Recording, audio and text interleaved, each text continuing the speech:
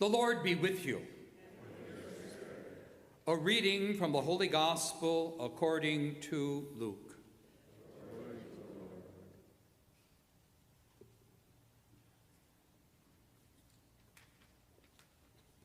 Tax collectors and sinners were all drawing near to listen to Jesus.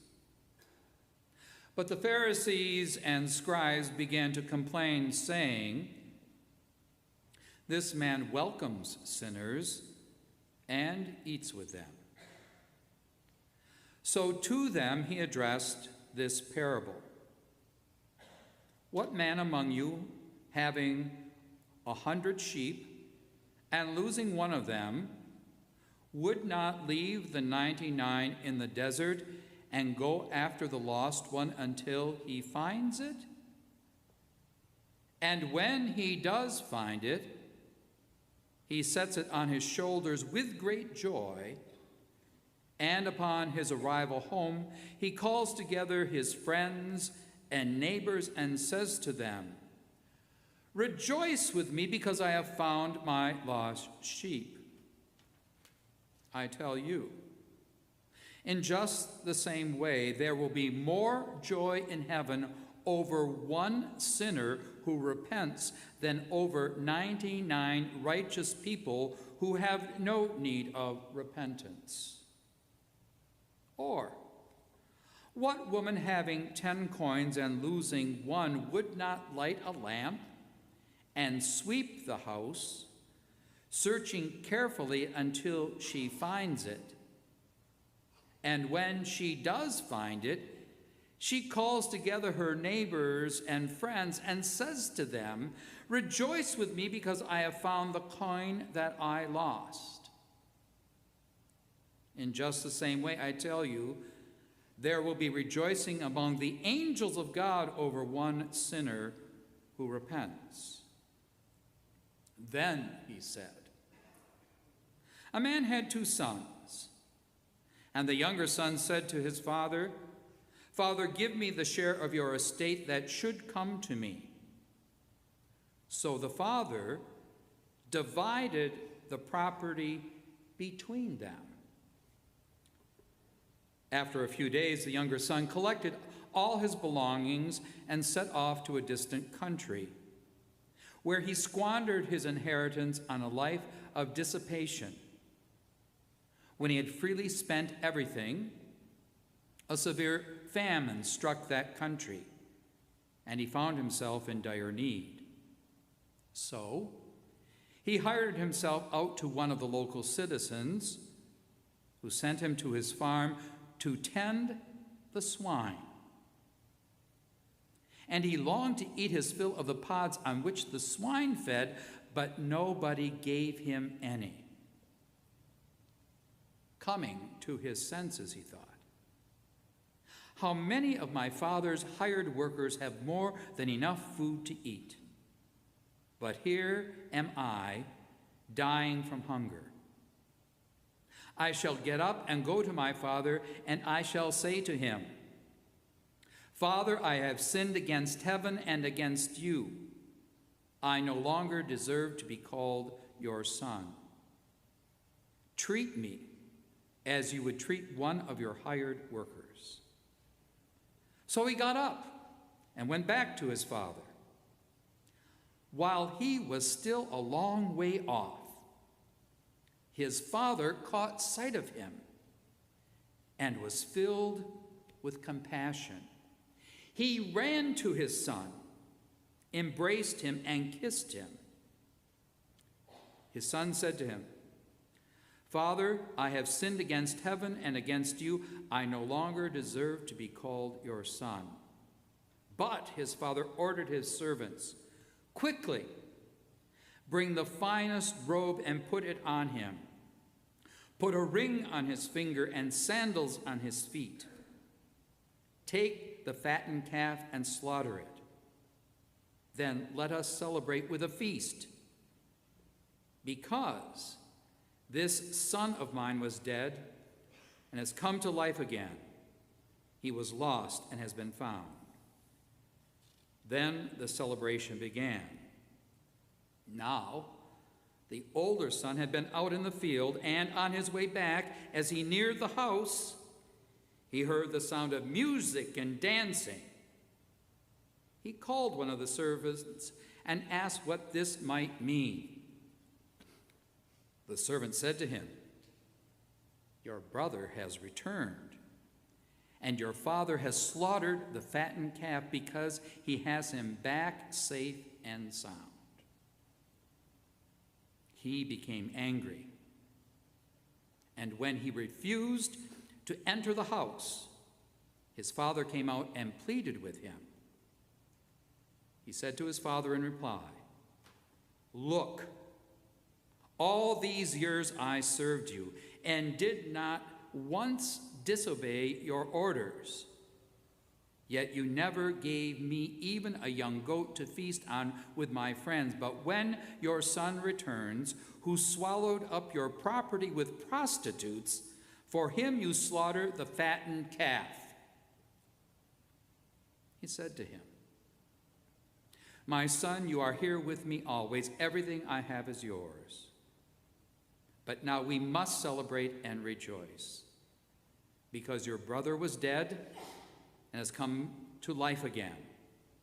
He was lost and has been found." The Gospel of the Lord.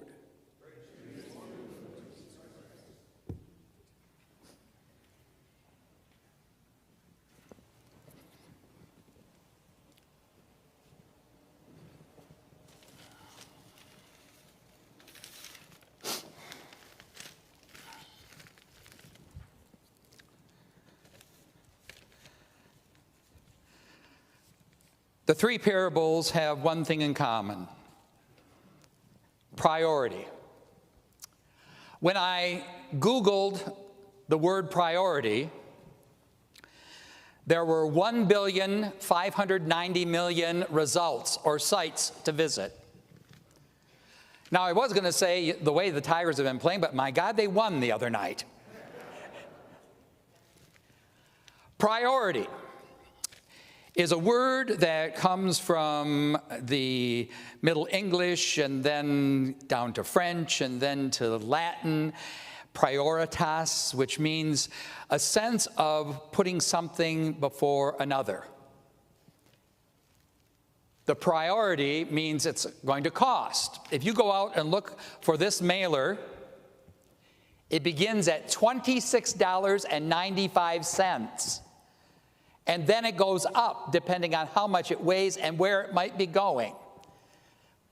But they promise you, remember this is our federal government, that it will be there within 24 hours. So there's cost when something is prioritized. And that's what seems to happen in all three of these issues. Jesus is almost tongue-in-cheek with the Pharisees and scribes with this when he talks about the shepherd. This is not the hireling shepherd, this is the owner. He's got 100 sheep. One of them goes astray.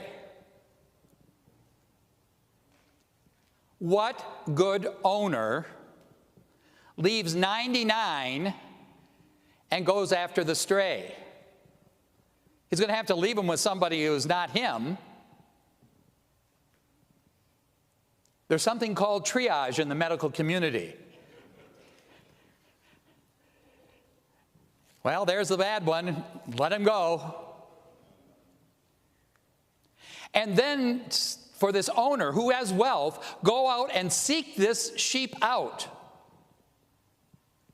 and puts him on his shoulders. Have you ever seen the business ends of sheep?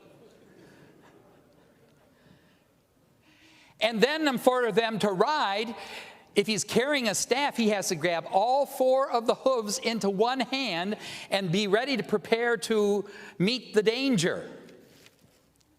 Pope Francis said we're supposed to smell the sheep, we ministers. We're supposed to smell like the sheep. I hope you've all taken showers. I don't need to smell anything in particular today. And then come home and have a big celebration. And because Luke has a very feminine dimension to the gospel, the second story is about a woman. 10 coins. Loses one of them. Now, she can't blame the coin for being, a troublemaker. It was misplaced, dropped, whatever. But apparently it's dark. And she lights a lamp and she's sweeping because she's hoping to hear the coin bang into something. According to some biblical scholarship, they suggest that the coin was a day's wage. So she's looking for it diligently. Well, then if she invites her neighbors over, unless they're all bringing potluck, it's going to cost her. And she's very excited about this. The sheep owner made the lost sheep a priority. The woman stops doing everything, made the coin the priority. And then, of course, we get this story that is so familiar to us. The prodigal. That whole word means to live in excess. Well, the prodigal really is the father more than the son. Now, granted, the son is a little bit like the sheep, going off on his own. But Jesus is sticking it to his listeners because this son, and keep in mind, the father divided his property between them. The older son got his share, and the younger son got his share, and then took off. And then made the notion that he ends up being in a country that was not kosher. He was with the swine. That should have made the Jewish flesh wrinkle, like too long in the bathtub wrinkle. And he was, in that sense, unwashed. And he comes back to his father. And this is where the father is visibly, in Luke's gospel, making that second son a priority. Before the son sees the father sees the son. The only way that can happen is if every day he was keeping vigil, looking for that son. Not knowing if he's ever going to come or when he is going to come. Priority. There's cost. There was cost for the shepherd. There was cost for the woman. There was cost for the father. What the gospel tells us in these three parables is we need to make the other a priority, especially those who are considered on the fringes. Pope Francis reminds us over and over again that we should have a very fundamental option toward the poor, the people who are on the edges of society, often forgotten, often lost, of their own accord or maybe by accident, and maybe by choice. But there's a cost.